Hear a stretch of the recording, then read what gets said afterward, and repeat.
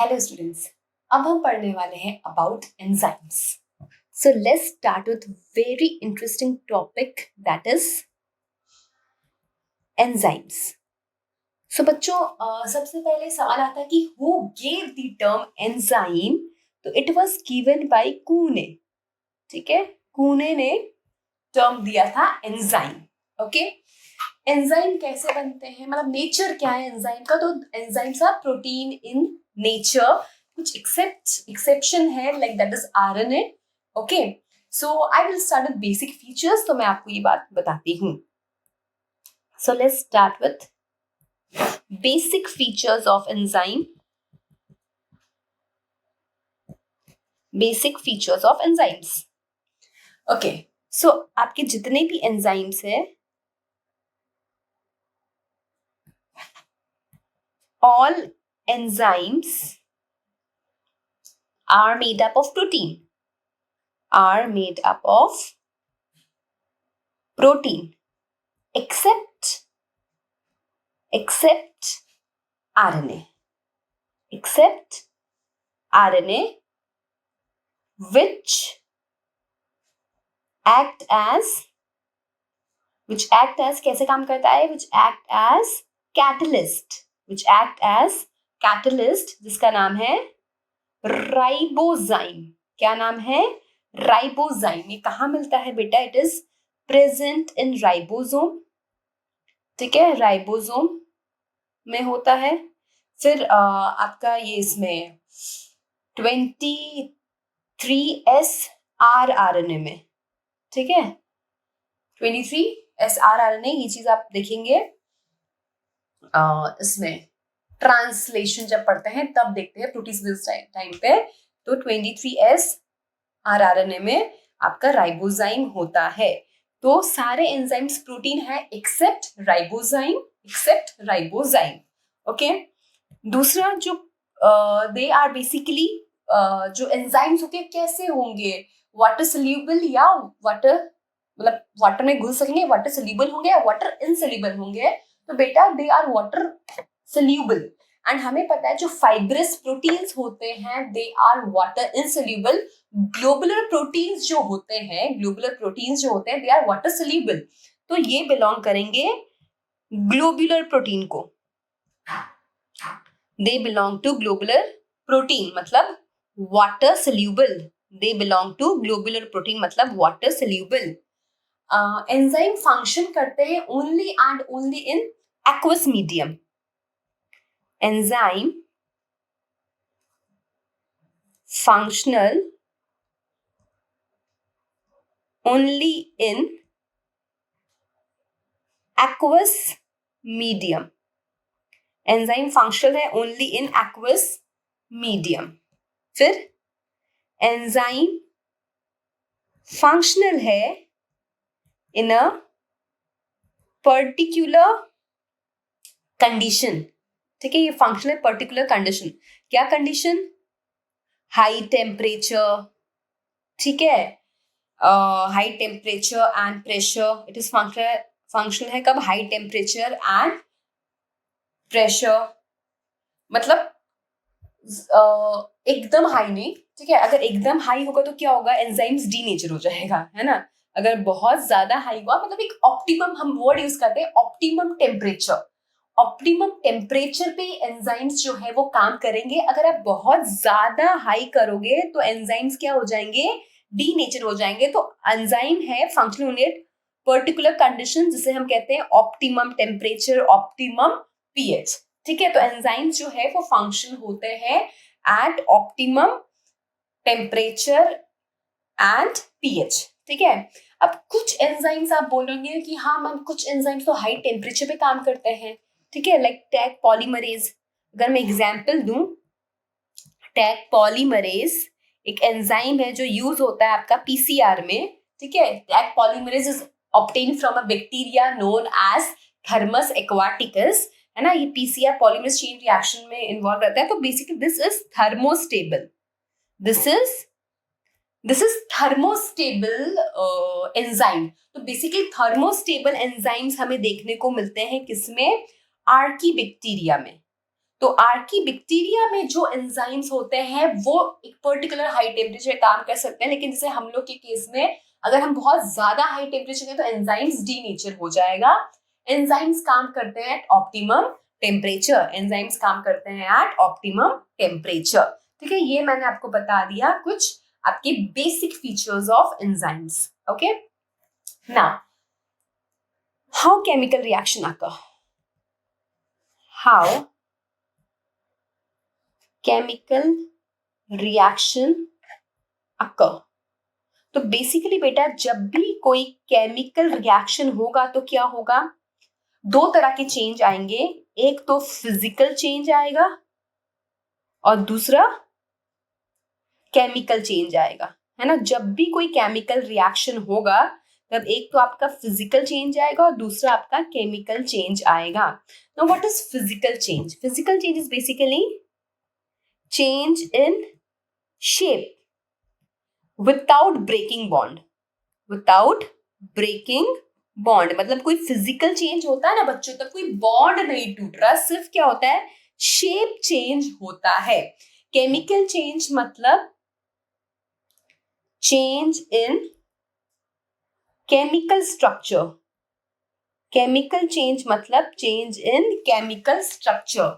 ठीक है, तो कोई भी केमिकल रिएक्शन होता है, जैसे फॉर एग्जाम्पल आप कर लो Mg प्लस O2 तो MgO बनेगा, या फिर बेरियम हाइड्रोक्साइड प्लस H2SO4 तो आपका बेरियम सल्फेट प्लस वाटर निकलेगा।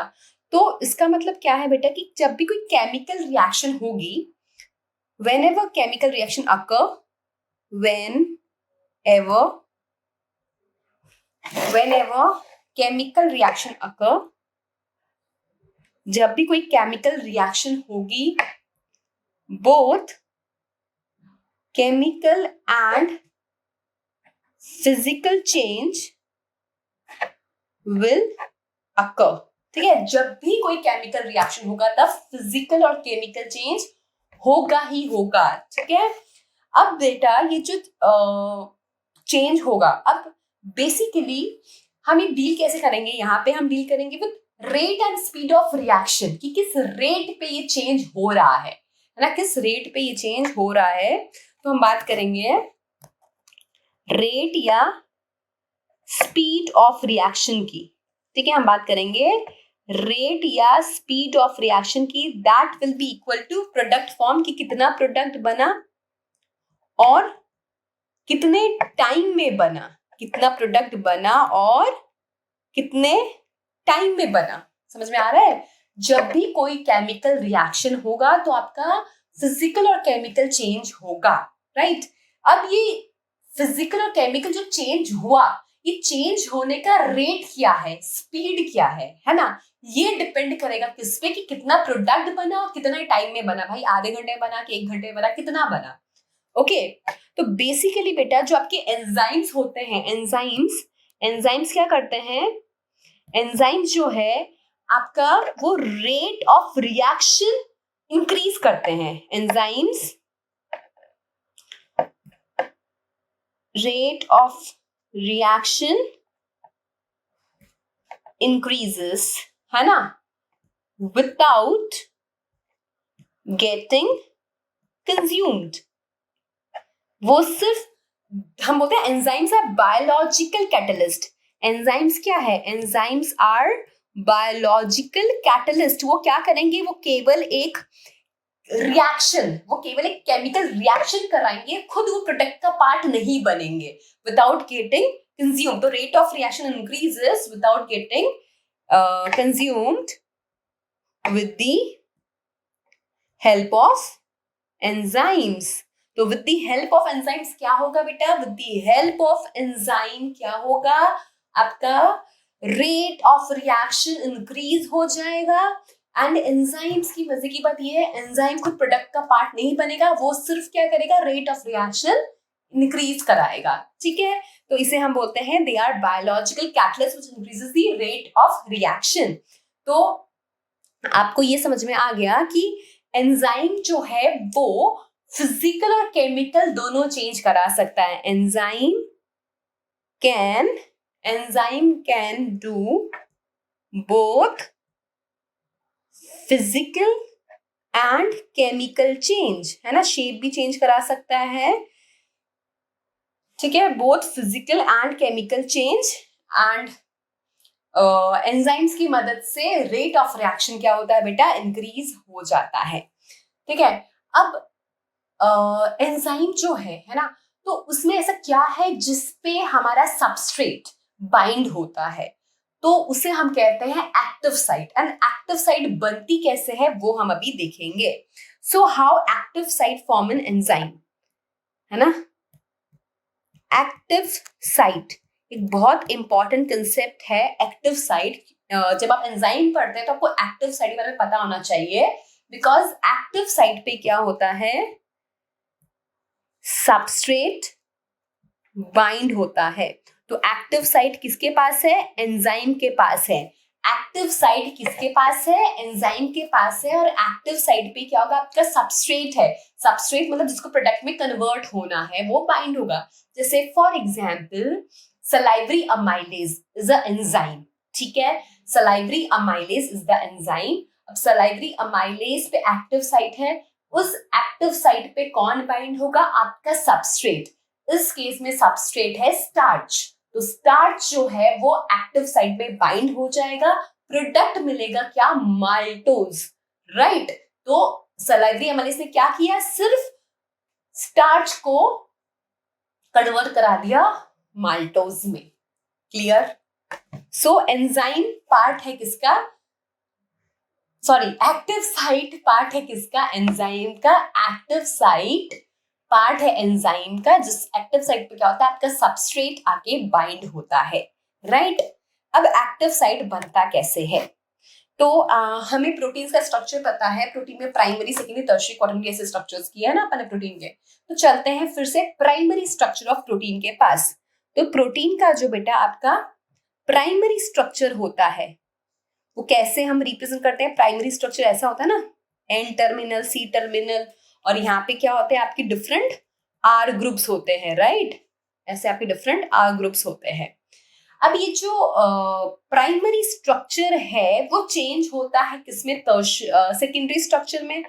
प्राइमरी जो है बेटा, प्राइमरी चेंज होता है सेकेंडरी स्ट्रक्चर में, और सेकेंडरी चेंज होता है आपके टर्शियरी स्ट्रक्चर में. टर्शियरी स्ट्रक्चर में क्या होता है, हमें 3D व्यू देखने को मिलता है. तो समझो ऐसा ये कुछ ऐसा ये 3D बन जाता है ना. अब देखो, आप देख रहे हैं बेटा 3D के यहाँ पे ऐसे कुछ कुछ गैप्स हैं, ठीक है, ठीक है. तो अब जब 3D बनता है, when tertiary structure form, उसके सरफेस पे, on the surface of enzyme क्या प्रेजेंट है, लार्ज नंबर ऑफ, क्या प्रेजेंट है, लार्ज नंबर ऑफ पॉकेट्स और क्रेवाइसेस. इसे हम क्या बोलते हैं, पॉकेट्स और crevices. Large on the surface of enzyme, large number of pockets या फिर crevices. Pockets and crevices are formed. ठीक है. तो अभी मैं आपको बता रही हूं कि एक्टिव साइट कैसे बनेगा. तो हमें पता है कि हाँ, प्राइमरी स्ट्रक्चर से सेकेंडरी बनता है, सेकेंडरी से फिर टर्शियरी बनता है. जब टर्शियरी स्ट्रक्चर बनता है प्रोटीन का, उस टाइम पे जब फोल्डिंग्स होती है तो हमें उसकी सरफेस पे एंजाइम, प्रोटीन के सरफेस पे हमें बहुत सारे पॉकेट्स एंड क्रेवाइसेस देखने को मिलते हैं. हमें प्रोटीन के सरफेस पे बहुत सारे पॉकेट्स और क्रेवाइसेस देखने को मिलते हैं, राइट. अब क्या होगा, out of all this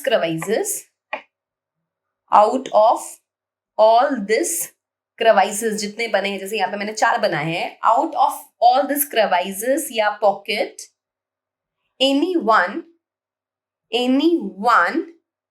will behave like active site.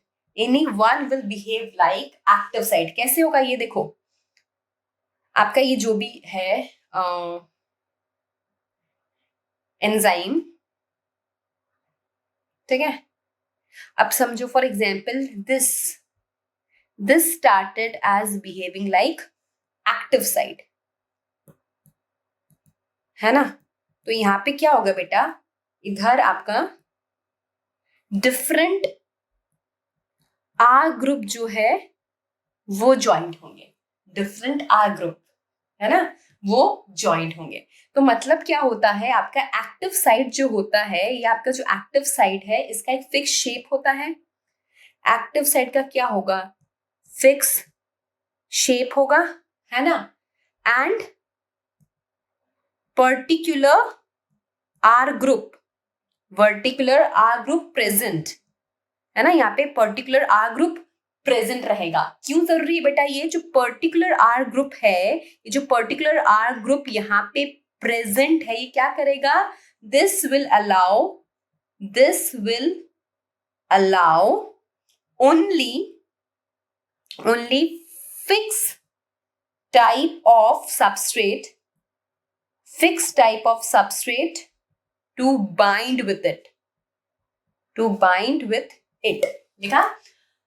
So active site बना, एक्टिव साइट पे क्या है, आपके डिफरेंट आर ग्रुप है ना, एंड इसके इतना इंपॉर्टेंस क्यों है, क्योंकि हम बोलते हैं कि एंजाइम्स आर स्पेसिफिक, तो ये आर ग्रुप जो है उस पर कोई फिक्स टाइप का सबस्ट्रेट ही क्या हो सकता है, बाइंड हो सकता है, ठीक है, बाइंड होगा, एंड फिर आपका जो रिएक्शन है वो ऑफ कोर्स कैरी आउट हो जाएगा। तो टर्शियरी स्ट्रक्चर में जो क्रेवाइसेस एंड पॉकेट्स बनते हैं, उसमें से कोई एक जो है वो एक्टिव साइट की तरह बिहेव करने लग जाता है, एंड एक्टिव साइट जो होते हैं they are very very very specific in nature. Reason behind, वहां पे जो आर ग्रुप प्रेजेंट है वो एक पर्टिकुलर सबस्ट्रेट से क्या होगा, बाइंड होगा, एंड फिर केमिकल रिएक्शन जो है वो कैरी आउट होगा। सो आई गेस आपको बहुत अच्छे से एक्टिव साइट का मैकेनिज्म समझ में आ गया है।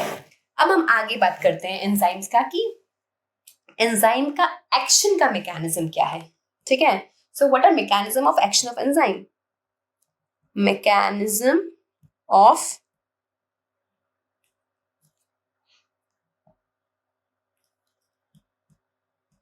Action of enzyme. तो समझो बेटा, एक आपका ये बीकर है, एंड बीकर में ये आपके जो येलो से मैं बना रही हूं, ये आपके क्या है बेटा, एंजाइम्स है, ठीक है, ये क्या है आपके एंजाइम्स है, ठीक है, एंड जो ग्रीन से बना रही हूं दैट इज सबस्ट्रेट, ठीक है, ये क्या है आपका, दिस इज सबस्ट्रेट, या इसे हम बोल सकते हैं रिएक्टेंट। क्या है ये, रिएक्टेंट, या फिर हम बोलेंगे सबस्ट्रेट, ठीक है।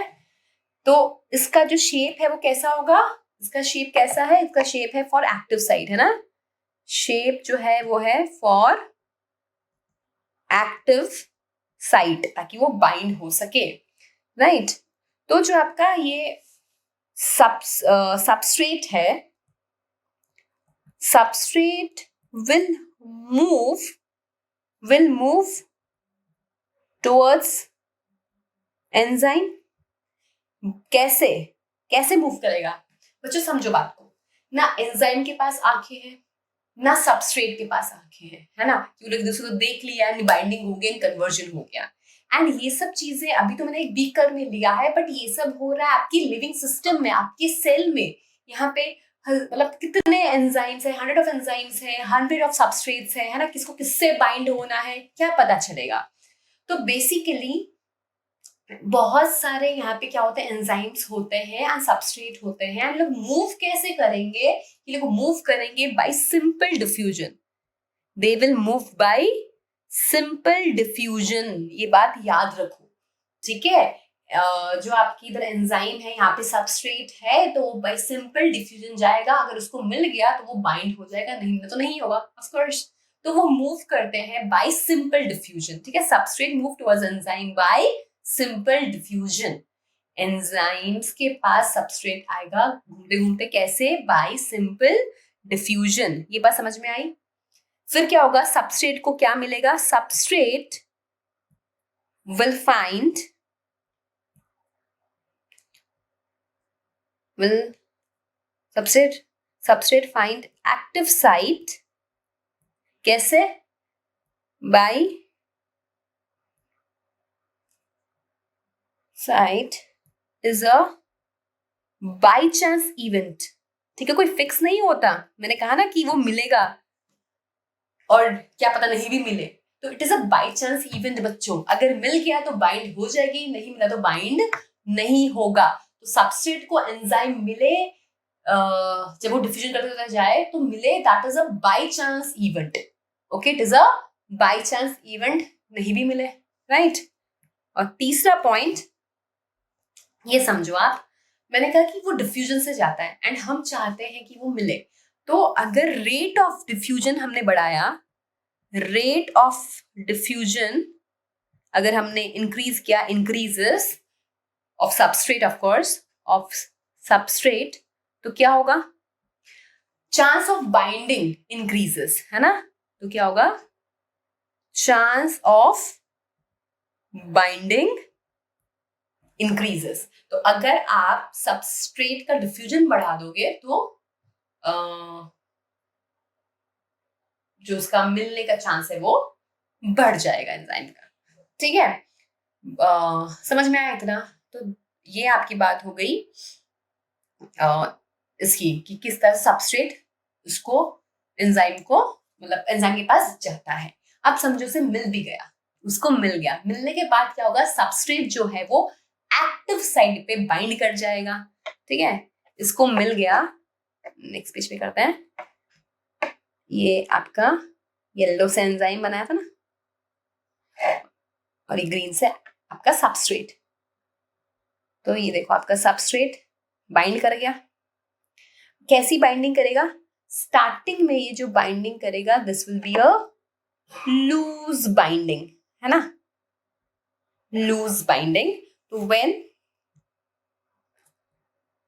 substrate bind to active site, which kind of binding will occur? Loose binding will occur। मतलब ये छूट भी सकता है बेटा, ये वापस अलग भी हो सकता है। लूज बाइंडिंग होगा, उसके बाद tight binding occur at active site. जैसे ही टाइट बाइंडिंग होगा इन लोगों में, तो क्या होगा?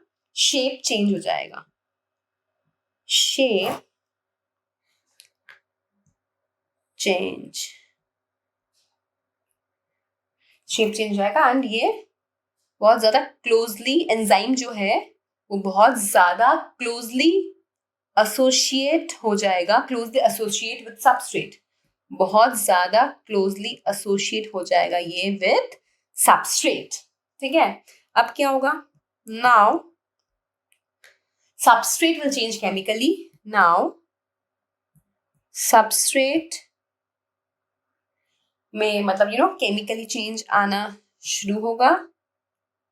फिर एक इंटरमीडिएट स्टेप आएगा आपका, इंटरमीडिएट स्टेप, ठीक है। उसके बाद आपका प्रोडक्ट बनेगा, इंटरमीडिएट स्टेप आएगा, उसके बाद आपका प्रोडक्ट जो है वो बनेगा। मतलब बॉन्ड ब्रेक और बनना, दोनों प्रोसेस जो है यहाँ पे होगा। क्लियर हुआ ये बात? जैसे ही लूज बाइंडिंग होती है ना, जैसे ही लूज बाइंडिंग होगी, तब आपका जो एक्टिव साइड है ये क्या करेगा? चेंज करेगा खुद को, चेंज इटसेल्फ। जैसे ही वो खुद को चेंज करेगा, तब क्या हो जाएगा? टाइट बाइंडिंग हो जाएगी, टाइट बाइंडिंग हो जाएगी। फिर नाउ सबस्ट्रेट जो है चेंज करेगा खुद को केमिकली, फिर इंटरमीडिएट स्टेप आएगा और उसके बाद आपका प्रोडक्ट फॉर्म होगा। उसके बाद क्या होगा बेटा, आपका प्रोडक्ट फॉर्म होगा, है ना। पहले लूज बाइंडिंग होता है, फिर टाइट बाइंडिंग होता है। तो ये स्टेप समझो। आपका एंजाइम है, सबस्ट्रेट ने एंजाइम को ढूंढ लिया, उसके बाद आपका एंजाइम सबस्ट्रेट कॉम्प्लेक्स बनता है। बट ये देखो मैंने यहाँ पे ये रिवर्सिबल चीज बनाई है, क्योंकि मैंने कहा कि एंजाइम पहले एक्टिव साइट से लूजली अटैच होगा, तो हो भी सकता है कि वो वापस वो अलग हो जाए। ओके, तो it can be reversible, it can be reversible. उसके बाद क्या होगा, एंजाइम प्रोडक्ट कॉम्प्लेक्स बनेगा एंड दिस इज इरिवर्सिबल। हाँ देखो एरो कैसे बनाया है, इरिवर्सिबल, दिस इज इरिवर्सिबल।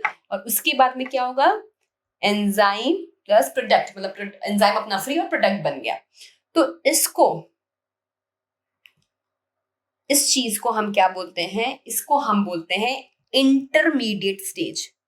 इसको हम बोलते हैं इंटरमीडिएट स्टेज, जिसमें क्या हो रहा है, चेंजेस अकर हो रहे हैं, जिसमें क्या हो रहे हैं, चेंजेस अकर हो रहे हैं। एक बात याद रखना, इंटरमीडिएट स्टेज जो होता है बेटा कैसा है, ये अनस्टेबल है, स्टेबल नहीं है, है ना, अनस्टेबल है, ये अनस्टेबल होता है। जो इंटरमीडिएट स्टेज होता है, या इसको हम ट्रांजिशन स्टेज भी कहते हैं, इंटरमीडिएट स्टेज या ट्रांजिशन स्टेज, इसे हम क्या बोलते हैं,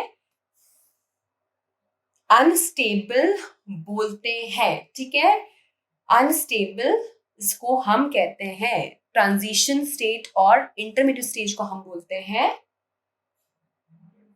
अनस्टेबल। ठीक है, इतना क्लियर हुआ। अब इसी के हिसाब से बेटा आपका क्या है, ग्राफ बनता है इस केस में। तो ये आपका एनर्जी हो गया और ये आपका रिएक्शन इस डायरेक्शन में प्रोग्रेस करेगा। ठीक है, तो अगर मैं बनाऊं तो सिंपली ऐसा बनाते हैं,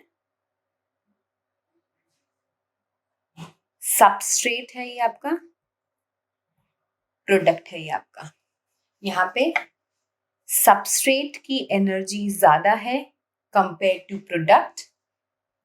ठीक है, कंपेयर टू, देखो प्रोडक्ट का यहाँ पे है और सबस्ट्रेट का यहाँ पे है। एनर्जी किसकी ज्यादा है, सबस्ट्रेट की। तो सबस्ट्रेट की एनर्जी ज्यादा है कंपेयर टू प्रोडक्ट, तो इसे हम बोलते हैं एक्सोथर्मिक रिएक्शन। इसे हम बोला जाएगा एक्सोथर्मिक रिएक्शन। अब देखो क्या है, ये जो है एंजाइम, ये जो मैक्सिमम एनर्जी है, ये है एनर्जी ऑफ ट्रांजिशन स्टेट, जो अनस्टेबल है, जो अनस्टेबल है, that is energy of transition state, energy of transition state. ठीक है, अब अगर यहाँ पे हम क्या करते हैं, एंजाइम यूज करते हैं। अगर मैंने यहाँ पे एंजाइम यूज किया तो पाथवे क्या फॉलो होगा, ये वाला, मतलब एंजाइम यूज करने से ट्रांजिशन स्टेट में जो एनर्जी की रिक्वायरमेंट है वो कम हो जाती है। This is the alternate pathway, है ना। एंजाइम हम यूज करेंगे, एंजाइम यूज करने से हमें एक ऑल्टरनेट पाथ मिलेगा जिसमें एनर्जी की रिक्वायरमेंट कम हो जाती है। नॉर्मली देखो, नॉर्मली जब एंजाइम नहीं था, सो ये वाला था एनर्जी बैरियर, है ना, this was the energy barrier, that is your activation energy. ठीक है, तो अब देखिए जब हमने एंजाइम यूज किया तब, so average energy difference between substrate and transition state.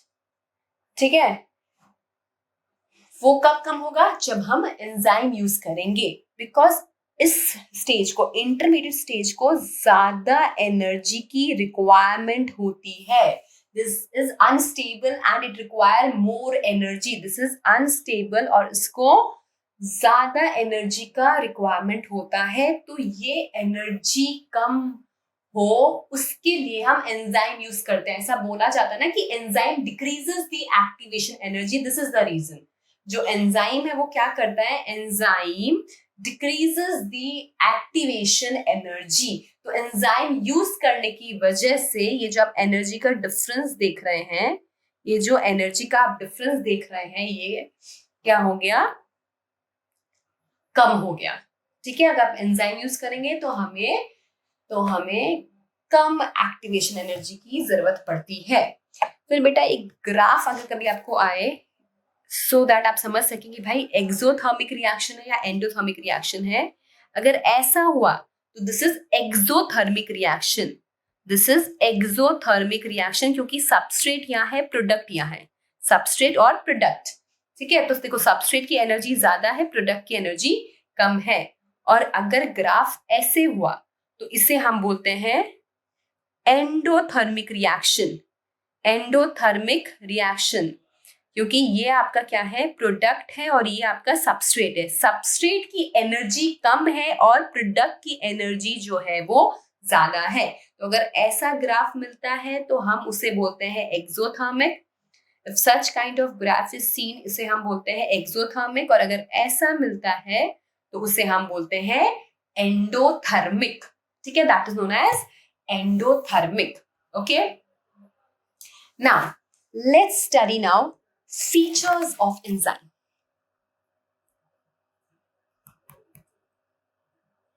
Features of enzymes. पहला feature chemical nature. So if you see, तो केमिकल नेचर क्या है? एंजाइम्स किसके बने हैं? Made up of protein. Exception वाली बात याद रखनी है. इन जनरल बात करें तो made up of protein and protein show much more diversity, है ना. और इसी वजह से एंजाइम्स प्रोटीन के बने हुए हैं. अगर देखें तो एवोल्यूशन में हमें पता है आरएनए पहले आया. क्यों आरएनए आगे जाके मतलब फंक्शनली एक्टिव होकर एंजाइम नहीं बनाया? बिकॉज आरएनए में उतनी डाइवर्सिटी नहीं है. Protein have more diversity. तो इस वजह से प्रोटीन की डाइवर्सिटी को देखते हुए प्रोटीन जो है वो क्या बनाए? एंजाइम्स बनाए. राइट. दूसरा फीचर हम देखें तो किस मीडियम में काम करता है? Medium in which enzyme act. Medium in which enzyme act. तो हम सबको पता है enzyme act in which medium. मैंने कहा था आपको एक्वस मीडियम. ठीक है, enzyme act in aqueous medium. Remember this, enzyme काम करते हैं एक्वस मीडियम में. देन थर्ड पॉइंट सीखते हैं स्पेसिफिसिटी का. स्पेसिफिसिटी जब हम एक्टिव साइट करते तब भी हमने पढ़ा था. स्पेसिफिसिटी की बात करते हैं तो एंजाइम्स स्पेसिफिक है. क्यों? क्योंकि बिकॉज ऑफ एक्टिव साइट. मैंने अभी आपको बताया कि किस तरह से एक्टिव साइट बनता है, क्यों वो इतने स्पेसिफिक होते हैं, बिकॉज इसमें डिफरेंट आर ग्रुप्स लगे हुए होते हैं. तो एंजाइम्स स्पेसिफिक है because of active site. And active site पे क्या होता है? फिक्स केमिकल ग्रुप प्रेजेंट होता है. तो फिक्स केमिकल ग्रुप प्रेजेंट होने की वजह से यहाँ पे फिक्स टाइप ऑफ क्या होगा? Fix type of chemical reaction होगा. Fix type of chemical reaction will occur.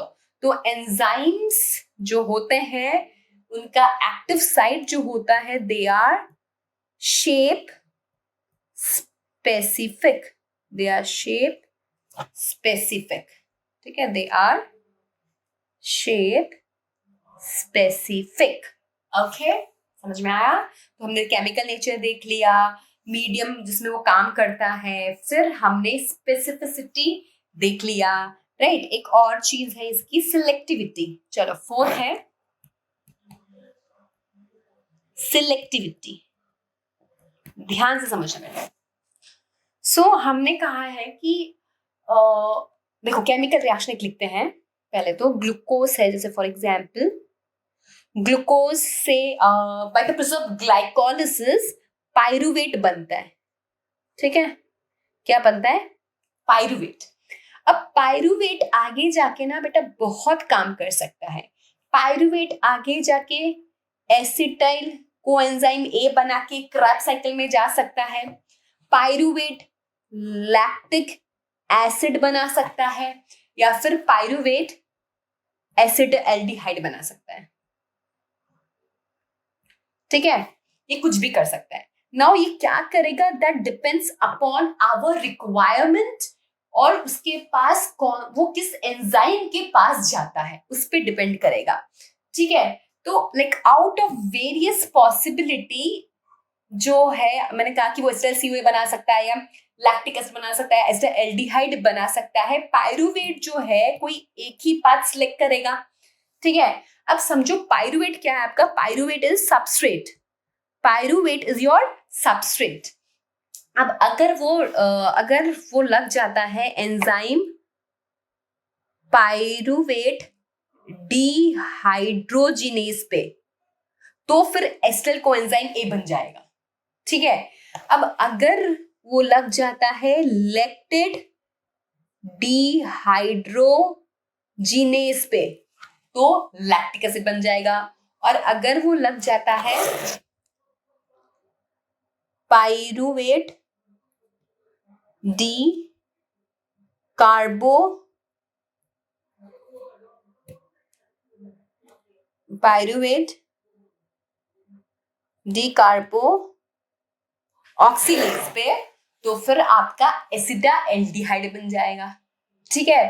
तो it depends upon the selectivity कि सबस्ट्रेट जो है वो कौन से एंजाइम पे बाइंड होगा, और उस टाइम पे सेल का क्या रिक्वायरमेंट है, क्या प्रोसीजर वो सेल करने वाला है, उस पे ये डिपेंड करेगा, राइट? और मैंने आपको कहा था कि जो सबस्ट्रेट है वो डिफ्यूजन के थ्रू जाएगा, है ना? तो डिफ्यूजन थ्रू जाता है, उससे जो एंजाइम मिलता है that is a event of by chance.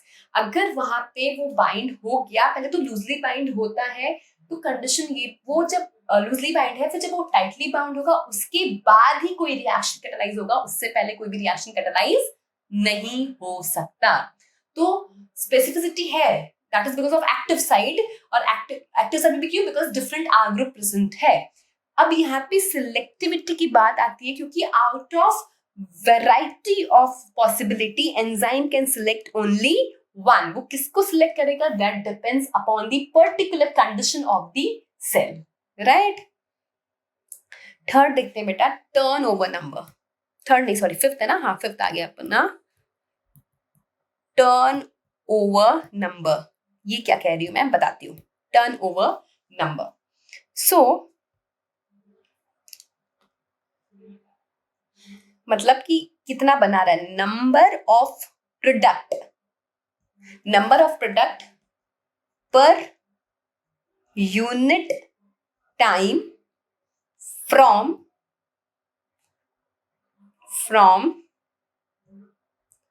Single substrate, ठीक है? मतलब टर्नओवर नंबर हमें ये बताता है कि एंजाइम जो है वो कितना एफिशिएंट है ना? एंजाइम जो है वो कितना एफिशिएंट है। जैसे फॉर एग्जाम्पल यहां कर लेते हैं, ये एक एंजाइम है जिसका नाम है कार्बोनिक एनहाइड्रस। कार्बोनिक एनहाइड्रस, क्या नाम है बेटा इस एंजाइम का, कार्बोनिक एनहाइड्रस। अब क्या होता है, इसमें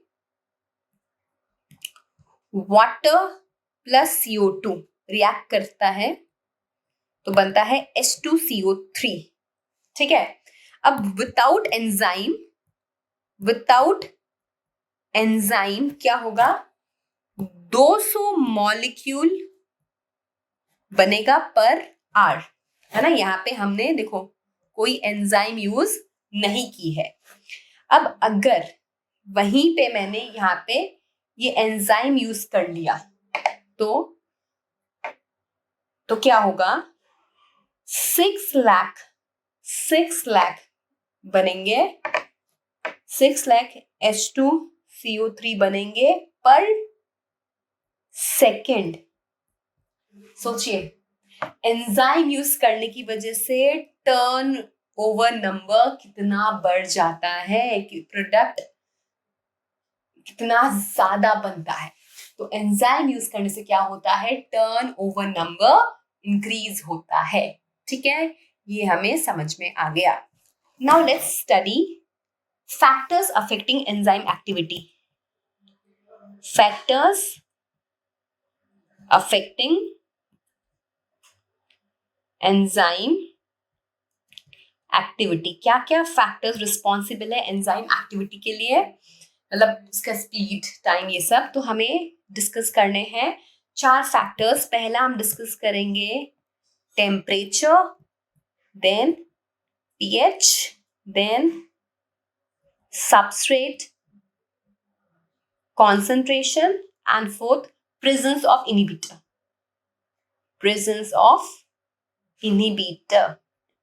तो फैक्टर्स अफेक्टिंग एंजाइम एक्टिविटी में हम बात करेंगे टेम्परेचर की, पीएच की, सबस्ट्रेट कितना अमाउंट में प्रेजेंट है, substrate concentration, and presence of inhibitor. ठीक है, इन सब की हम बात करने वाले हैं। सो लेट्स स्टार्ट विथ टेम्परेचर। सबसे पहले हम बात करेंगे टेम्परेचर की। टेम्परेचर, हमने ये बात पहले भी कहा था कि एंजाइम्स काम करते हैं at particular optimum temperature. High temperature पे वो डीनेचर हो जाएंगे। सिर्फ थर्मोस्टेबल एंजाइम्स ऐसे हैं जो हाई टेम्परेचर पे काम करते हैं ना, लाइक आर्किबैक्टीरिया वगैरह में, बाकी नहीं। तो उसे हमने कहा था optimum temperature. So every enzyme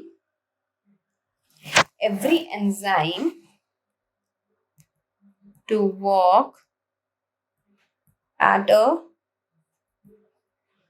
particular temperature, ठीक है, every enzyme work at a particular temperature that is at a particular temperature। अच्छा एक सेकेंड, हाँ, पर्टिकुलर टेम्परेचर। अब जिस टेम्परेचर पे, temperature at which enzyme act maximally, एकदम सबसे अच्छी एक्टिविटी है उसकी, उसे हम बोलेंगे ऑप्टिमम टेम्परेचर। और ये जो है बहुत सारे ऑर्गेनिज्म में ओवर टाइम क्या बन गया है, 37 डिग्री सेल्सियस। तो 37 डिग्री सेल्सियस को हम बोलते हैं ऑप्टिमम टेम्परेचर। 37 डिग्री सेल्सियस को हम बोलते हैं ऑप्टिमम टेम्परेचर। अगर टेम्परेचर लो हुआ तो क्या होगा, अगर लो टेम्परेचर हुआ लाइक बिलो 10 डिग्री सेल्सियस, तब क्या होगा, आपका जो सबस्ट्रेट का डिफ्यूजन है वो कम हो जाएगा, राइट। तो ऑफ कोर्स सबस्ट्रेट का अगर डिफ्यूजन कम हुआ तो कैसे एंजाइम्स जो है वो काम कर पाएंगे, तो एंजाइम की एक्टिविटी भी डिक्रीज हो जाएगी, है ना। Enzyme activity decreases, okay. और मतलब लो टेम्परेचर पे एंजाइम लेस एक्टिव होता है, लो टेम्परेचर पे एंजाइम लेस एक्टिव होता है। अगर आपने बढ़ा दिया, लाइक अबव आपने कर दिया 50 डिग्री सेल्सियस, तो क्या होगा, एंजाइम का स्ट्रक्चर ही डिस्ट्रॉय हो जाएगा, एंजाइम का स्ट्रक्चर ही आपका क्या हो जाएगा, डिस्ट्रॉय हो जाएगा, खराब हो जाएगा। शेप जो है उसका, शेप जो है एंजाइम का बेटा वो खराब हो गया है, ठीक है, एंजाइम का शेप ही खराब हो गया है। क्लियर। तो लो टेम्परेचर पे तो क्या होता है, एंजाइम की एक्टिविटी लेस हो जाती है। लो टेम्परेचर पे एंजाइम की एक्टिविटी लेस हो जाती है, और जो आपका हाई टेम्परेचर है उसमें क्या होता है, enzyme become denature, high temperature पे वो डीनेचर ही हो जाता है। ठीक है, चलो एक ग्राफ आपकी एनसीईआरटी में दिया हुआ है बेल शेप का।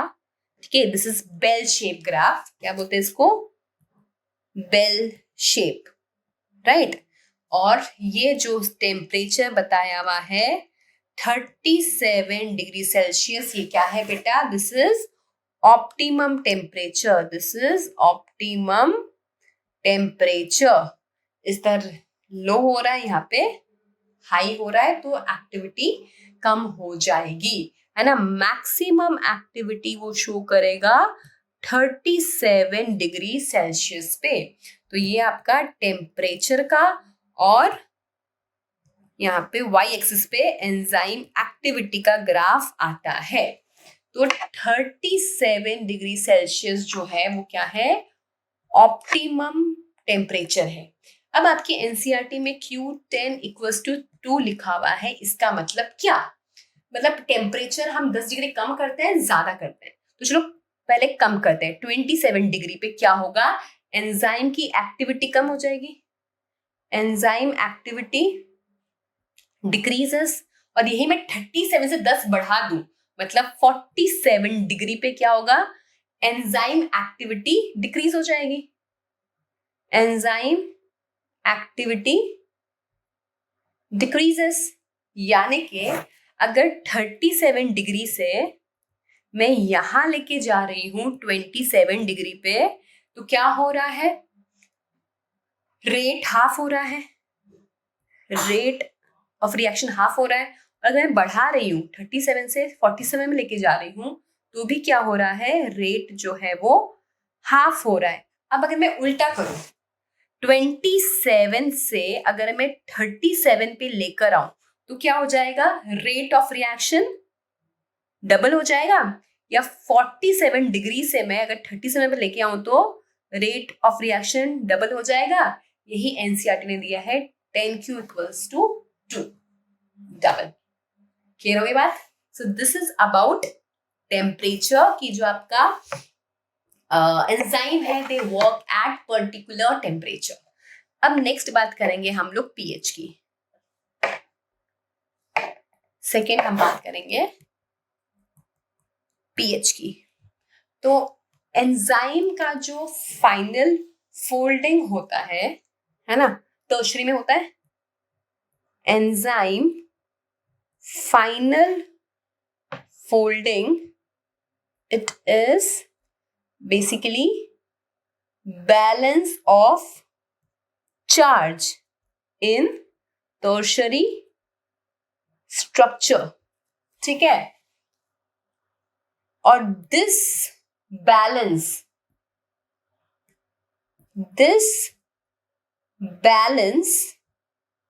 is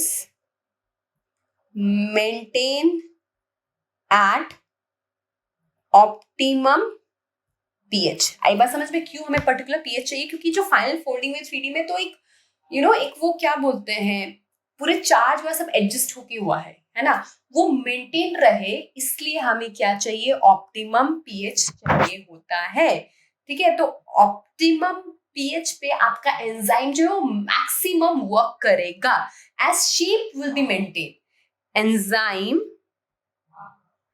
shape will be maintained at optimum pH, so it will work maximally, ठीक है। अब अगर pH यहां वहां गया ऑप्टिमम pH से, तो फिर क्या होगा, एंजाइम का एक्टिविटी जो है वो डिक्रीज हो जाएगा। ठीक है, अब अगर एक ग्राफ देखें अपन, तो इसका भी ग्राफ कैसा होता है, बेल शेप आता है। ठीक है, ये नीचे आपका पीएच है, एक्स एक्सिस पे पीएच है, और वाई एक्सिस पे आपका एंजाइम का एक्टिविटी है। ठीक है, अब देखो समझो यहाँ पे पीएच 2 है, तो पीएच 2 पे कौन सा एंजाइम काम करता है, पेप्सिन।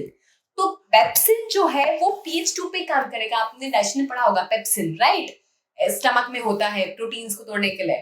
तो जो पेप्सिन है वो 2 पे काम करेगा, क्योंकि 2 उसका ऑप्टिमम पीएच है। ये जो पीक मिल रहा है वो ऑप्टिमम पीएच का है। तो अगर 2 से यहां वहां गया तो क्या होगा? ऑप्टिमम पीएच से यहां वहां जाने से क्या होगा? डिक्रीज हो जाएगा एंजाइम का एक्टिविटी। अब जैसे ये वाला समझो पीएच है 6.8। 6.8 किसका पीएच होता है? Salivary amylase. सलाइवरी अमाइलेज का पीएच होता है 6.8। ये मैं पूरा आपका डाइजेशन का पीएच सब लिख रही हूँ। 7.6 का होता है ट्रिप्सिन का। ठीक है, तो अगर ऑप्टिमम पीएच से हम लोग यहां वहां गए तब क्या होगा? एंजाइम का एक्टिविटी जो है वो डिक्रीज हो जाएगा। तो पीएच का ग्राफ भी हमें कैसा मिलता है? बेल शेप का ही मिलता है। ठीक है, तो हमने फैक्टर्स अफेक्टिंग में पहला देखा टेम्परेचर, दूसरा देखा पीएच। अब थर्ड हम देखेंगे सबस्ट्रेट कॉन्सेंट्रेशन। थर्ड हम देखेंगे सबस्ट्रेट कॉन्सेंट्रेशन। अब ये ध्यान से समझना, देखो number of substrate will be always more as compare to enzyme, है ना? Number of substrate is always greater than number of enzyme. जैसे फॉर एग्जाम्पल ये आपका एंजाइम है,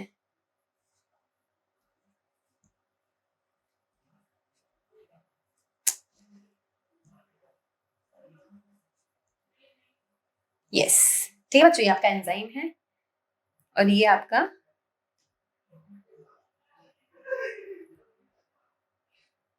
सबस्ट्रेट है।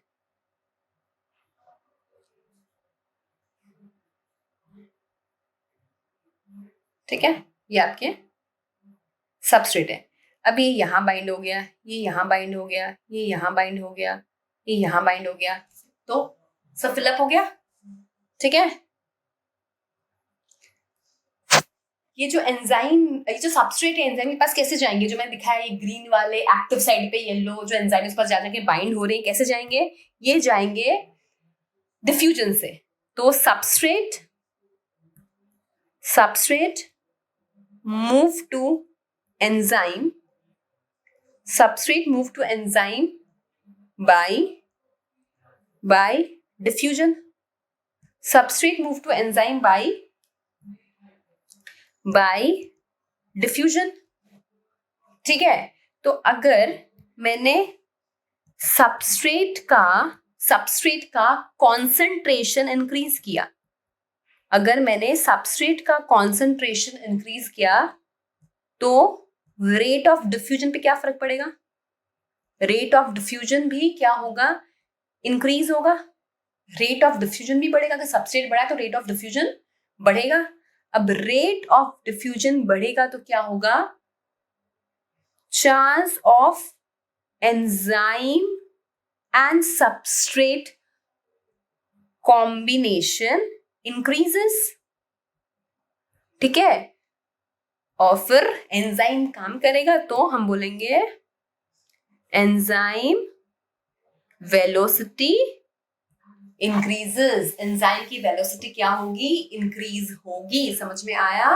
तो अगर हमने सबस्ट्रेट बढ़ाया, सबस्ट्रेट बढ़ाने से बच्चों क्या होगा? डिफ्यूजन बढ़ेगा। डिफ्यूजन बढ़ेगा तो जो बाई चांस वाला इवेंट है कि सबस्ट्रेट को एंजाइम मिल गया, वो बढ़ेगा और एंजाइम सारे फंक्शनल हो जाएंगे। तो उसकी मतलब एंजाइम जब काम करेगा तो उसकी वेलोसिटी क्या होगी बेटा? एंजाइम वेलोसिटी इंक्रीज होगी। एंजाइम की वेलोसिटी क्या होगी? इंक्रीज होगी। ठीक है, अब देखो सबस्ट्रेट और एंजाइम का अगर मुझे वैल्यू निकालना हो तो क्या करें? अमाउंट जानना हो, है ना? सबस्ट्रेट का मुझे अमाउंट जानना हो तो क्या करें? तो चलिए ग्राफ बनाते हैं, उसके थ्रू समझते हैं। एक्स एक्सिस पे है आपका सबस्ट्रेट और y एक्सिस पे है आपका एंजाइम का वेलोसिटी। ठीक है, अब देखो जैसे जैसे आपने सबस्ट्रेट इंक्रीज किया एंजाइम की वेलोसिटी बढ़ेगी, है ना। This is the V max. V max मतलब maximum enzyme velocity. V max मतलब मैक्सिमम, ये कंसेप्ट बेटा बहुत ध्यान से समझना, maximum enzyme velocity. V max is maximum enzyme velocity. ठीक है, अब बच्चों हम इस तरह से सबस्ट्रेट का कॉन्सेंट्रेशन फाइंड कर सकते हैं कि कितना सबस्ट्रेट है, कि वेलोसिटी इज मैक्सिमम। भाई सबस्ट्रेट मतलब लाइक मैंने कहा कि मेरे पास 100 एंजाइम्स है। ठीक है, 100 एंजाइम्स है, तो इस टाइम पे जो कन्वर्जन हो रहा है कितने सबस्ट्रेट का हुआ है मुझे नहीं पता चल सकता, है ना, नहीं पता चल सकता। जैसे वही देखो लिख देती हूँ मैं, I have 100 enzymes, I have 100 enzymes, तो V मैक्स मेरा मैक्सिमम है। V मैक्स मेरे पास इस टाइम मैक्सिमम है, मतलब all enzymes are working, all enzymes are working. इस टाइम पे मेरे सारे एंजाइम्स काम कर रहे हैं। ठीक है, इस टाइम पे सारे एंजाइम्स मेरे काम कर रहे हैं। तो इसका ऑल्टरनेटिव क्या ढूंढा मैंने क्या काम करती हूँ, मैं हाफ ऑफ V मैक्स लेती हूँ, दिस वन। अगर मैं हाफ ऑफ V मैक्स लूं, हाफ ऑफ V मैक्स लूं, अगर मैं हाफ ऑफ V मैक्स लूं, तो इस टाइम पे सबस्ट्रेट कितना होगा। देखो ये तो सबस्ट्रेट इतना है ना, इस टाइम पे जो सबस्ट्रेट है वो आधा होगा। सबस्ट्रेट जो कन्वर्जन है वो क्या होगा, वो आधा होगा। सी समझो बात को, we can not find single concentration at which Vmax is achieved। ठीक है, तो हम क्या करते हैं, हम ले लेते हैं Km, दिस इज Km। तो Km क्या है, Km is that substrate concentration at which जो वेलोसिटी है, velocity is half of V max. अगर velocity half of V max का है तो मुझे पता चल जाए कि भाई Km कितना है ना। तो Km क्या है, दैट सबस्ट्रेट कॉन्सेंट्रेशन जहां पे वेलोसिटी जो है वो हाफ है किसका बेटा, V मैक्स का। ठीक है, मतलब जो एंजाइम्स है वो तो इस पे भी फंक्शन होगी ना, हाफ ऑफ द एंजाइम इस टाइम पे भी फंक्शनली होगी। तो इससे मेरे को सबस्ट्रेट का कॉन्सेंट्रेशन जो है वो मिल सकता है। क्लियर हो रही है बातें। सी ये आपका एक और ग्राफ देखते हैं हम, ये ऐसा है और ये ऐसा है। ठीक है, इस टाइप में क्या, ये एंजाइम 1 के लिए है, ये एंजाइम 2 के लिए है। इस टाइम पे क्या है, V मैक्स मैक्सिमम है, इस टाइम पे V मैक्स मैक्सिमम है और यहाँ पे V मैक्स मैक्सिमम है। तो दोनों का अगर मैं V मैक्स देखूं तो मोर और लेस सेम टाइम पे ही है। ठीक है, बट यहाँ पे देखो अगर मैं Km की बात करूं तो इसका Km इधर आएगा और इसका Km इधर आएगा।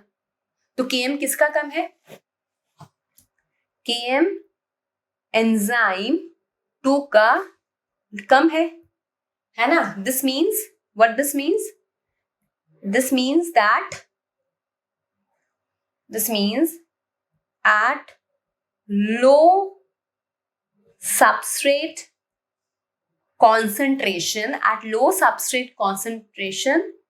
more velocity of enzyme, at low substrate concentration velocity of enzyme जो है वो क्या होता है बेटा, ज्यादा होता है। लो कंसंट्रेशन पे velocity of enzyme will be more. अभी देखो जो मैंने आपको बताया था कि ये से एंजाइम्स है ना, अब ये ग्रीन वाले जो है वो फटाफट आके सबस्ट्रेट जो है वो बाइंड हो गए हैं, है ना। अब जब ये बाइंड हो गए उस टाइम पे क्या होगा, आपका जो एंजाइम है वो काम करेगा और जब एकदम एकदम सारे एंजाइम्स इन्वॉल्व हो गए, कन्वर्जन्स कर रहे हैं, उस टाइम को हम बोलते हैं V max, that is maximum energy velocity. ठीक है, अब वो मैक्सिमम एनर्जी वेलोसिटी जब आएगा तब मेरे को ये नहीं पता चलेगा कि कितने सबस्ट्रेट का बेसिकली कन्वर्जन हुआ है, उससे मेरे को ये नहीं पता चलेगा बच्चों कि कितने सबस्ट्रेट का क्या हुआ है, कन्वर्जन हुआ है। सो मैं काम कर सकती हूँ वी मैक्स अगर मैं हाफ लूं तो फिर मुझे सबस्ट्रेट के बारे में पता चल सकता है कि अच्छा इतना हाफ ऑफ द सबस्ट्रेट का कन्वर्जन हो चुका है। जैसे मैंने कहा कि 100 एंजाइम्स है तो वी मैक्स है ना। अब यहाँ पे सारे एंजाइम्स काम कर रहे हैं, अब अगर मैं हाफ लेती हूँ मतलब इस टाइम पे 50 एंजाइम्स काम कर रहे हैं, तो जब 50 एंजाइम काम करे उस टाइम पे सबस्ट्रेट का कॉन्सेंट्रेशन क्या है वो मुझे पता चल सकता है, राइट। समझ में आ गया ये। अब फैक्टर्स में मूव करेंगे, लास्ट वाला factor that is presence of inhibitor. Fourth वाला factor presence of inhibitor. Inhibitor कौन है, कोई बदमाश है ना, इनहिबिटर। इनहिबिटर कोई बदमाश है जो काम नहीं होने दे रहा। What is inhibitor, any chemical which can decrease the enzyme activity। ठीक है, क्या है, कोई बदमाश है जो एंजाइम एक्टिविटी कम कर सकता है। तो पहले हम इसे पढ़ेंगे कॉम्पिटिटिव इनिबिशन। कॉम्पिटिटिव इनिबिशन, ठीक है। इसमें क्या होता है, जो आपका सबस्ट्रेट है और जो आपका इनिबिटर है उन दोनों का शेप जो है वो सेम है, लगभग सेम है। केमिकली अगर देखो तो केमिकल फॉर्मूला ऑफ कोर्स अलग होगा, उन लोगों का शेप जो है वो सेम होता है, ठीक है। तो substrate and inhibitor, substrate and inhibitor shape is similar but हाँ chemically they are different। chemically different है, chemically क्या है बेटा, different है। देखो समझो, ये आपका एंजाइम है, ठीक है, this is your substrate, green में आपका सबस्ट्रेट बनाया मैंने, और ये आपका इनिबिटर है। तो लगभग दोनों का शेप क्या है बेटा, सेम है। तो यहाँ पे ये भी आके बाइंड हो सकता है, यहाँ पे ये भी आके बाइंड हो सकता है। सो बो बाइंडिंग अकर क्यों, due to shape of substrate, right. हमें पता है ना कि हमें बात की है बेटा कि एंजाइम है एंड उसके पास सबस्ट्रेट जाता है, तो वो जो सबस्ट्रेट बाइंड करता है एंजाइम से वो उसके स्ट्रक्चर के हिसाब से ही बाइंड करता है, राइट। तो binding occurs due to shape of substrate. Now अभी क्या है, both substrate and inhibitor compete for active site. So both substrate and inhibitor compete करेंगे फॉर एक्टिव साइट। अब अगर समझो इनहिबिटर बाइंड हो गया तो हमें पता है पहले इसमें एक्टिव साइट लूजली बाउंड करता है, तो इनहिबिटर बाइंड हुआ, तो इनहिबिटर बाइंड होने पे इनहिबिटर बाइंड तो tight binding do not occur, tight binding do not occur. अब टाइट बाइंडिंग नहीं होगी मतलब E प्लस I और ये EI, राइट, टाइट बाइंडिंग नहीं होगी, वापस अलग हो जाएगा, है ना। एंजाइम्स आर वेरी स्पेसिफिक, पता है ये यहाँ पे जो R ग्रुप होते हैं डिफरेंट वो आर ग्रुप पर्टिकुलर सबस्ट्रेट के लिए ही बने हैं, तो वैसे ही बाइंडिंग होगी, राइट। हमने कहा कि पहले लूजली बाइंड होता है, फिर active site chemical structure change होता है, फिर टाइटली बाउंड होता है। यहाँ पे ऐसा कुछ नहीं होगा, इनहिबिटर फिर हट जाएगा, ठीक है। अगर इसका एग्जाम्पल देखना हो बेटा आपका, इसका एग्जाम्पल आता है, रुको मैलोनेट वाला कराती हूँ।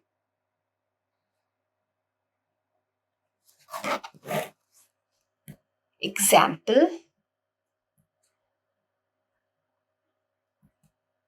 सक्सीनेट और मेलोनेट, ठीक है। सक्सीनेट और मेलोनेट जो है, इनका जो शेप है वो सेम टाइप का है ना।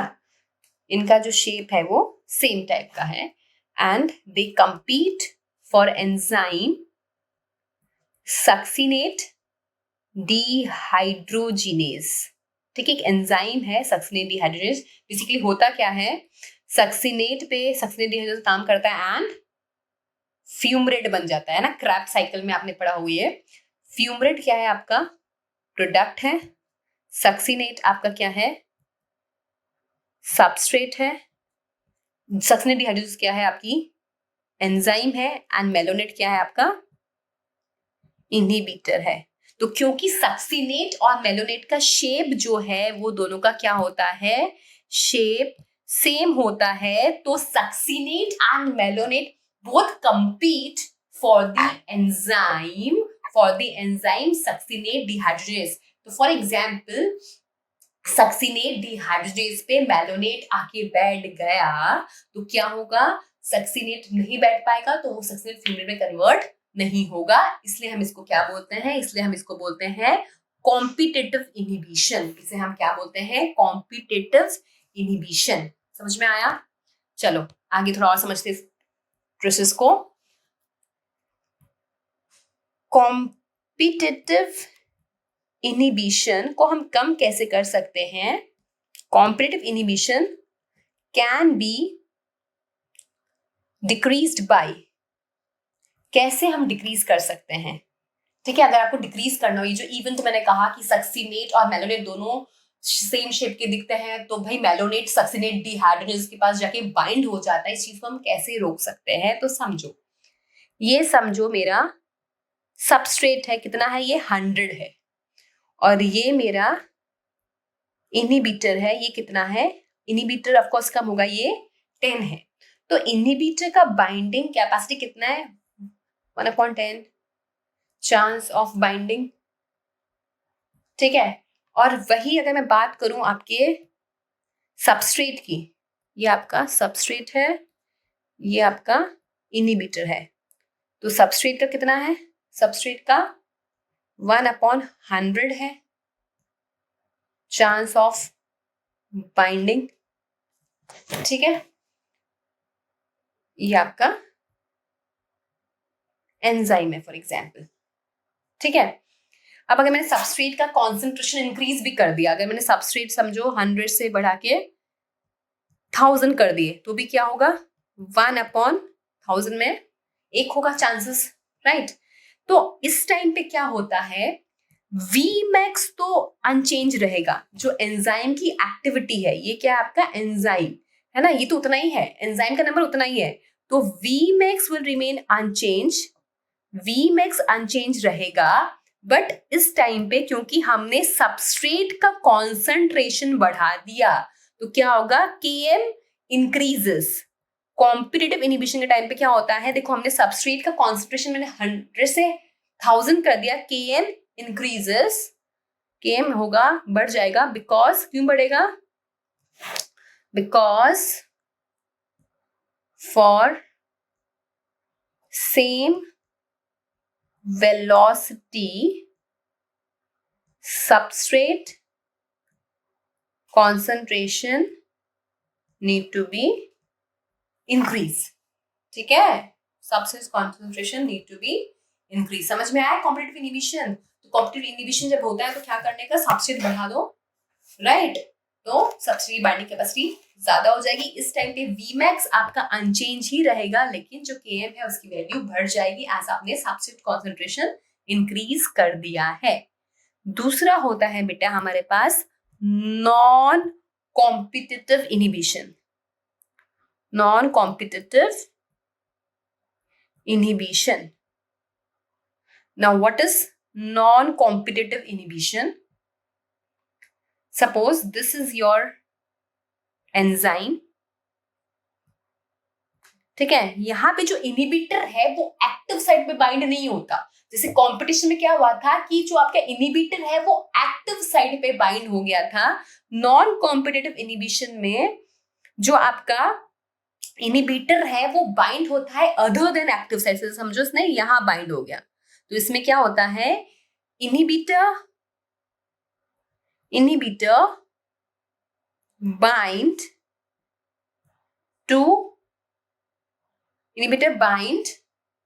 To change the shape of the enzyme. अब वो इनिबिटर एक्टिव साइड पे बाइंड तो नहीं हुआ, लेकिन कहीं और बाइंड हुआ। अब कहीं और बाइंड होने की वजह से जो शेप है वो क्या हो गया, आपका एंजाइम का चेंज हो गया। तो सम एंजाइम बिकम नॉन फंक्शनल। तो एंजाइम क्या होते हैं बेटा, एंजाइम बिकम नॉन फंक्शनल। ठीक है, यहाँ पे क्या हो गया, ये इनहिबिटर जैसे आके क्या हो गया, बाइंड हो गया और आपका जो सबस्ट्रेट है फिर वो यहाँ पे बाइंड नहीं हो पाएगा। तो इस केस में क्या होता है बच्चों, इस केस में आपका Vmax डिक्रीज होगा। इस केस में क्या होगा, आपका Vmax डिक्रीज हो जाएगा, क्योंकि क्या हो गया, समझो आपके पास 100 एंजाइम्स थी, 100 में से 2 पे इनहिबिटर आके अगर बाइंड हो गए तो उसने क्या किया, उसने आपका एंजाइम को नॉन फंक्शनल कर दिया। मतलब आपकी अब 100 से 98 एंजाइम बचे हैं। तो Vmax डिक्रीज होता है बिकॉज ऑफ कॉम्पिटिटिव इनहिबिशन, पर सबस्ट्रेट में यहाँ कुछ चेंज नहीं आया तो Km यहाँ पे अनचेंज रहता है। तो उल्टा है कॉम्पिटिटिव इनहिबिशन से, है ना। कॉम्पिटिटिव इनहिबिशन में क्या हुआ था, कॉम्पिटिटिव इनहिबिशन में आपका Vmax अनचेंज रहा था और Km इंक्रीज हुआ था। नॉन कॉम्पिटिशन में क्या होगा, आपका Vmax डिक्रीज हो जाता है और Km रिमेन्स अनचेंज। इसका एग्जाम्पल अगर आप देखो तो वो ETS में होता है ना, साइटोक्रोम ऑक्सीडेज कॉम्प्लेक्स 4, ठीक है, जो आपका लिख देती हूँ मैं एग्जाम्पल इसका, साइटोक्रोम ऑक्सीडेज। साइटोक्रोम ऑक्सीडेज जो है is block bye cyanide. Cytochrome oxidase is blocked by cyanide. Next है हमारा third inhibition is feedback inhibition. Third one is feedback inhibition. So एक chemical reaction है simple, glucose plus ATP. Glucose plus ATP in the presence of enzyme hexokinase क्या बनाता है, glucose 6-फॉस्फेट plus ADP। ठीक है, glucose के 6th पोजीशन पे phosphate group add हुआ एंड बन गया glucose six phosphate in the presence of enzyme hexokinase. तो समझिए ये आपका हेक्सोकाइनेज एंजाइम है। अब जब ये ग्लूकोज 6-फॉस्फेट बनता है, ये जो प्रोडक्ट है, ये प्रोडक्ट जो है ये एंजाइम पे आके लग जाता है। सो हम क्या बोलते हैं इसमें, फीडबैक इनहिबिशन में product of reaction try to stop it on conversion. ठीक है, अब ग्लूकोज 6-फॉस्फेट लग जाएगा हेक्सोकाइनेज पे, तो फिर हेक्सोकाइनेज काम नहीं कर पाएगा, तो फिर ग्लूकोज का फॉस्फेट ग्रुप से एडिशन होके और ग्लूकोज 6-फॉस्फेट नहीं बनेगा। इसे हम कहते हैं फीडबैक इनहिबिशन। ये अच्छा भी होता है, अच्छा ग्लूकोज 6-फॉस्फेट इतना ही रिक्वायर है तो उतना ही बनेगा और नहीं बनेगा। ठीक है, सो ये वाला रिएक्शन बेटा आप पढ़ते हैं ग्लाइकोलिसिस का फर्स्ट स्टेप होता है ग्लूकोज का कन्वर्जन होना ग्लूकोज 6-फॉस्फेट में। तो यहाँ पे मैंने आपको 3 तरह के इनहिबिशन सिखा दिए। अब हम पढ़ेंगे बच्चों नॉमेनक्लेचर ऑफ एंजाइम्स। ठीक है, okay, now let's start with nomenclature of enzymes.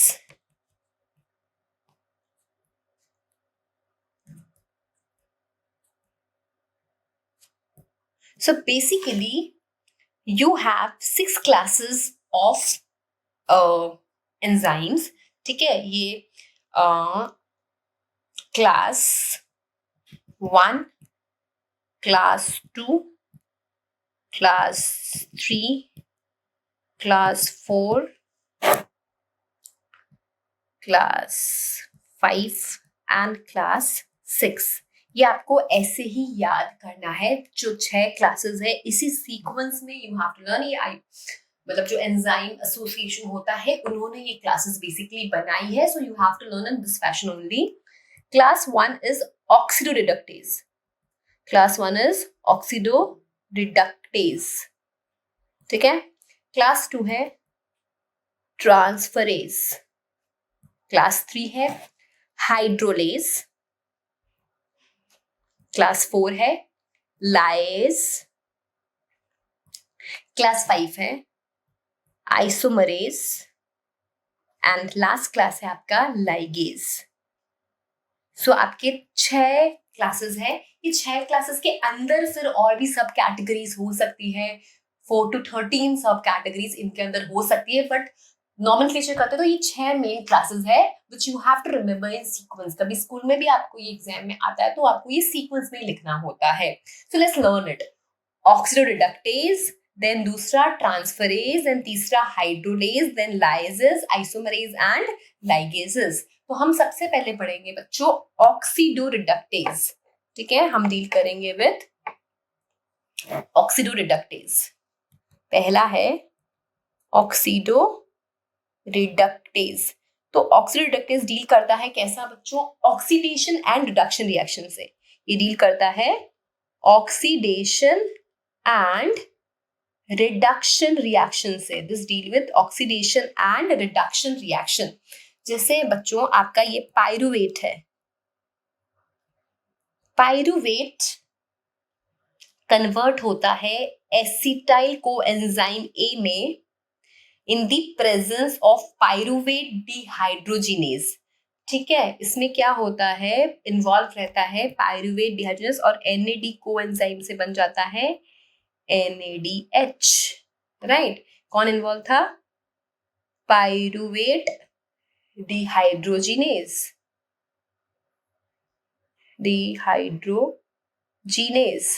Okay, so this is pyruvate dehydrogenase belong to class oxidoreductase. ठीक है, जो भी एंजाइम्स ऑक्सीडेशन रिडक्शन में इन्वॉल्व रहते हैं they belong to class oxidoreductase. दूसरा है अपना ग्रुप ट्रांसफरेज. ट्रांसफरेज में क्या होता है? सिंपल है, ग्रुप ट्रांसफर होता है between two substrate. Group transfer between two substrate. जैसे ये सबस्ट्रेट एक है और ये G, ये सबस्ट्रेट 2 है, तो क्या हो जाएगा? Sg बन जाएगा प्लस सबस्ट्रेट 1. ठीक है, इसका एग्जाम्पल आप लिख सकते हैं अमीनो ट्रांसफरेज. मिनरल न्यूट्रिशन में आपने देखा है ना, amino transferase amine group transfer करता है NH2 ग्रुप, तो अमीनो ट्रांसफरेज. ठीक है. सेकेंड देखा हमने ट्रांसफरेज ग्रुप, जिसमें क्या होता है? ग्रुप ट्रांसफर होता है बिटवीन टू सबस्ट्रेट. थर्ड देखेंगे बच्चों हम हाइड्रोलेसिस. हाइड्रोलेसिस नाम ही बता रहा है भाई, कुछ डील करेगा पानी के साथ. Third is hydrolase. थर्ड है मेरे पास हाइड्रोलेज. तो जितने भी आपके बेटा डाइजेस्टिव एंजाइम्स है, ठीक है, जितने भी आपके पास क्या है? डाइजेस्टिव एंजाइम्स है. कैसे? अमाइलेज, देन पेप्सिन, लाइपेज, फिर ये सब जो है ना, जितने भी अमाइलेज. इसके अलावा जो आपके दूसरे लिंकेजेस है लाइक पेप्टाइड, ठीक है, ग्लाइकोसिडिक बॉन्ड या फिर एस्टर वाला बॉन्ड, है ना. ये सब में क्या होता है? इन सब में यू नीड वाटर, है ना, तो they belong to hydrolase category. तो यहाँ पे बेसिकली ये वाटर जो है वो इन्वॉल्व है, इसलिए हमने इसे बोल दिया हाइड्रोलेजेस. ठीक है. फिर फोर्थ हाइड्रोलिस के बाद आता है लाइसिस। लाइसिस में भी क्या होता है कि आपका ग्रुप का ही ये डील करता है, डबल बॉन्ड इंट्रोडक्शन होएगा इसमें, डबल बॉन्ड इंट्रोड्यूस्ड, ठीक है, बट यहाँ पे वाटर इन्वॉल्व नहीं होगा, ठीक है, but do not involve water, ठीक है। देखो जैसे हाइड्रोलिसिस में क्या हुआ था कि जैसे इन एग्जाम्पल मैंने आपको बता दिया, अमाइलेज, पेप्सिन, लाइपेसेस, ये सारे एंजाइम्स बिलोंग करते हैं हाइड्रोलिसिस कैटेगरी को। इसमें क्या होता है, peptide, glycosidic bond, ester bond, ये सब टूटता है। तो जब भी ये सब बॉन्ड टूटेगा तो क्या होगा, वाटर जो है वो रिलीज होगा, है ना, वाटर जो है वो अपन यहाँ पे जो लाइसिस वाला ग्रुप है, जो बेटा आपका लाइसिस वाला ग्रुप है, इसमें क्या होता है, लाइसिस वाले ग्रुप में डबल बॉन्ड आया बट यहाँ पे वाटर इन्वॉल्व नहीं होता। जैसे फॉर एग्जाम्पल ये आपका एक है, अब यहाँ पे क्या होगा, देखो डबल बॉन्ड आया plus XY and this is not water, ठीक है, क्लियर हो गया। नाउ नेक्स्ट हम मूव करेंगे fifth category, isomerase. Fifth category isomerase. Isomerase में क्या होगा बेटा, कोई भी पोजिशनल और स्ट्रक्चरल चेंज जो है वो होगा, नाम मेरा आइसोमर।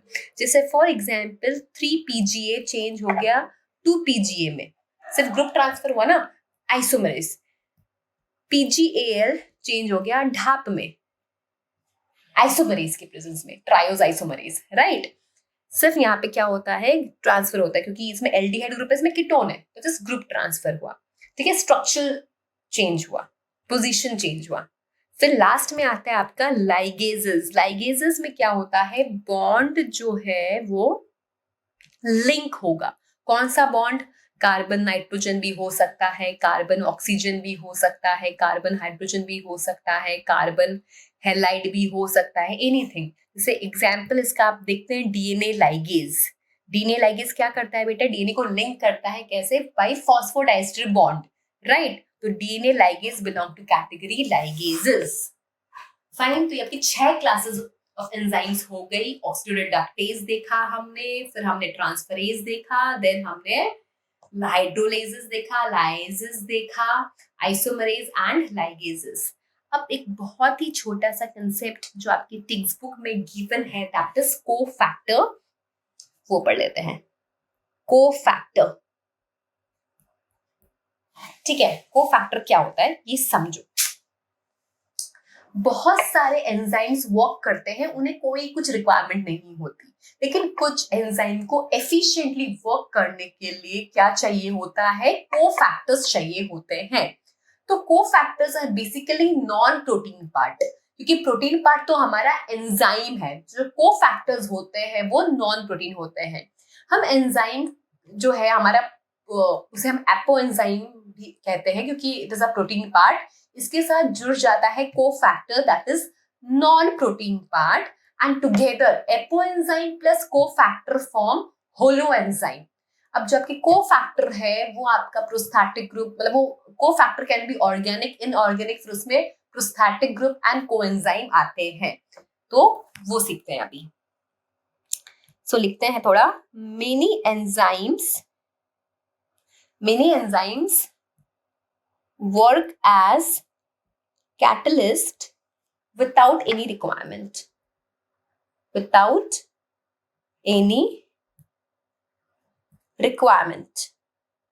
ठीक है। But some enzymes require, क्या चाहिए, some enzymes require cofactor, some enzyme require cofactor. याद रखना ये नॉन प्रोटीन पार्ट है बच्चों, कोफैक्टर प्रोटीन नहीं होता, इट इज नॉन प्रोटीन। तो जैसे दिस इज योर एंजाइम, जिसे मैंने कहा क्या बोलेंगे, जिसे हम बोलेंगे एपो एंजाइम, जिसे हम बोलेंगे एपो एंजाइम प्लस क्या है आपका कोफैक्टर, है ना। तो ये आपका जैसे एपो एंजाइम है और इस पे क्या होगा आपका कोफैक्टर आके बाइंड होगा, तो this whole structure will be known as holo enzyme. This whole structure will be known as holo enzyme. तो ये आपका एपो एंजाइम जो है वो प्रोटीन पार्ट होता है ना. This is apo enzyme. This is apo enzyme और ये जो है आपका दिस इज कोफैक्टर. तो ये याद रखो. ये से क्लियर हो गया. बहुत बच्चों को कंफ्यूजन होता है इस चीज में. So remember this. Apo enzyme is the functional enzyme आपका, है ना, protein. Apo enzyme plus cofactor is known as holo enzyme. अब कोफैक्टर क्या क्या होता है वो मैं आपको बताती हूँ. ठीक है. तो जो आपका कोफैक्टर होता है बच्चों, जो आपका कोफैक्टर है, it can be inorganic, it can be inorganic, मतलब कोई मेटल आयन होगा. इनऑर्गेनिक मतलब क्या होगा बेटा, मेटल आयन होगा. और it can be organic, it can be organic. अब ऑर्गेनिक में दो आता है आपका, प्रोस्थेटिक ग्रुप और दूसरा आता है कोएंजाइम. दूसरा आता है कोएंजाइम. अब बच्चों अगर कभी आपको एग्जाम में ऐसा मिल गया apo enzyme plus coenzyme equal to holo enzyme, और ये नीट का आया हुआ क्वेश्चन इसलिए मैं आपको बोल रही हूँ, apo enzyme plus coenzyme equals to holo enzyme, तो ये करेक्ट बात है बेटा. क्योंकि मैंने आपको क्या बोला है, apo enzyme plus cofactor is holo enzyme. अभी जो कोफैक्टर है ये कुछ भी हो सकता है. It can be metal ion, it can be prosthetic group, it can be coenzyme. तो सबको हम क्या बोलेंगे, होलो एंजाइम ही बोलेंगे. Right. Now let's see example. जैसे इन ऑर्गेनिक में जैसे आपका जो डिफरेंट एंजाइम है लाइक रुबिस्को, ठीक है, फिर आपका ये हेक्सोकाइनेज है, फिर आपका पायरुवेट डिहाइड्रोजिनेज है. ठीक है, पायरुवेट डिहाइड्रोजिनेज. इन सबको बेटा मैग्नीशियम चाहिए होता है काम करने के लिए. ठीक है, इन सबको क्या चाहिए होता है, दे ऑल नीड मैग्नीशियम. ठीक है. फिर आपके से दूसरे एंजाइम है like carbonic anhydrous, alcohol dehydrogenase,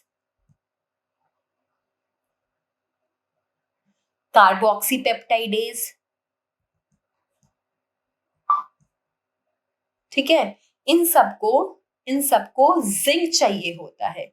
इन सबको जिंक चाहिए होता है काम करने के लिए. ठीक है. फिर एक एंजाइम है नाइट्रोजिनेज.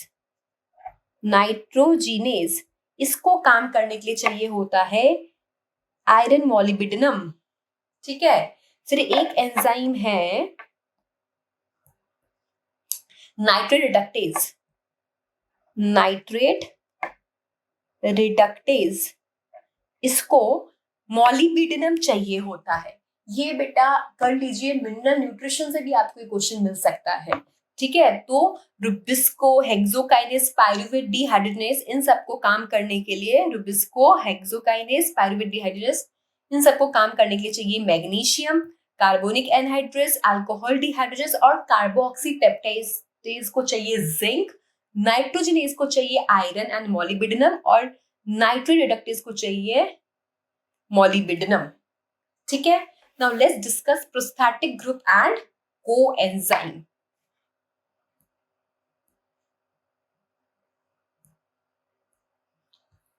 ओके. ऑर्गेनिक कोफैक्टर में आपका प्रोस्थेटिक ग्रुप एंड कोएंजाइम था. तो लेट्स स्टार्ट विद कोएंजाइम.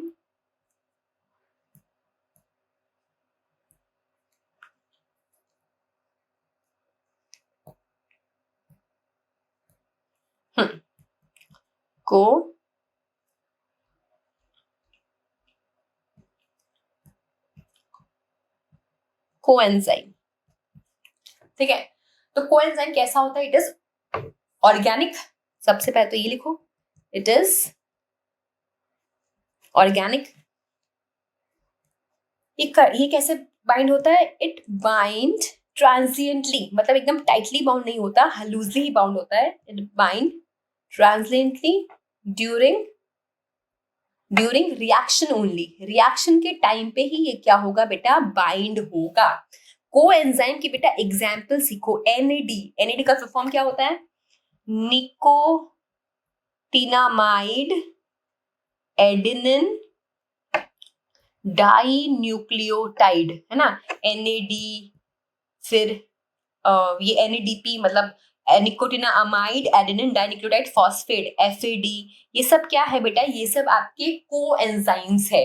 अब कोएंजाइम जिंदगी में आए कैसे हैं बेटा? जितने भी कोएंजाइम्स है ना वो आए हैं, they are derivative of vitamins, they are derivative of vitamins, vitamin से आए ये सब, they are derivative of vitamin. जैसे एक विटामिन है नियासिन, तो नियासिन से कौन आया है? नियासिन से NAD आया है, नियासिन से NAD आया है। और NAD क्या है? NAD कोएंजाइम है। NAD क्या है? NAD is a coenzyme. तो बेसिकली कोएंजाइम ऑर्गेनिक में आता है बाय ट्रांजिएंटली, है ना, during the reaction time only. ठीक है, फिर हमारा लास्टली था ऑर्गेनिक में प्रोस्थेटिक ग्रुप, तो वो कर लेते हैं। प्रोस्थेटिक ग्रुप, सो प्रोस्थेटिक ग्रुप जो है ये देखो टाइटली बाउंड होता है। प्रोस्थेटिक ग्रुप जो है वो टाइटली बॉन्ड बनाता है, टाइटली बाउंड होगा ये, क्योंकि ये कोवेलेंटली बॉन्ड बनाएगा। कोवेलेंट बॉन्ड क्या बनाता है? ये कोवेलेंट बॉन्ड बनाता है। It forms covalent bond. ये क्या करता है? अगर आपने इसको तोड़ने की कोशिश करी, मतलब प्रोस्थेटिक ग्रुप आपने रिमूव करने की कोशिश करी, तो क्या होगा? एक्टिव साइट डिस्ट्रॉय हो जाएगा एंजाइम का। ठीक है, इफ वी रिमूव इट तो क्या होगा? Active site of enzyme get denature. ठीक है, जैसे इसका एग्जाम्पल है हीम।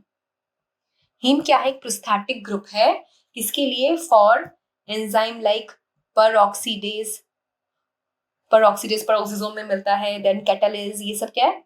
H2O2 को तोड़ने में काम आते हैं। H2O2 हाइड्रोजन पेरोक्साइड, ये बहुत डेंजरस होता है ना, इसको तोड़ने में कैटालेज ये सब काम आते हैं। सो प्रोस्थेटिक ग्रुप क्या है? टाइटली बाउंड करता है। प्रोस्थेटिक ग्रुप क्या है बच्चों? प्रोस्थेटिक ग्रुप जो है वो टाइटली बाउंड करेगा। ठीक है, इसको आप हटाना चाहोगे तो ये एंजाइम का एक्टिव साइड को ही खराब कर देता है। Okay, so this is all about your छोटा सा topic cofactor. So this is all about enzymes. ये वीडियो देखने के बाद एंजाइम्स फ्रॉम NCERT पढ़िए, एंजाइम से क्वेश्चन सॉल्व करिए, बिकॉज एंजाइम टॉपिक से एक क्वेश्चन आपको नीट में पक्का मिलने ही वाला है। Okay, so read this topic from the text book and enzyme से क्वेश्चंस लगाइए। आई नो पक्का आपसे सॉल्व होंगे ही होंगे। Okay, thank you.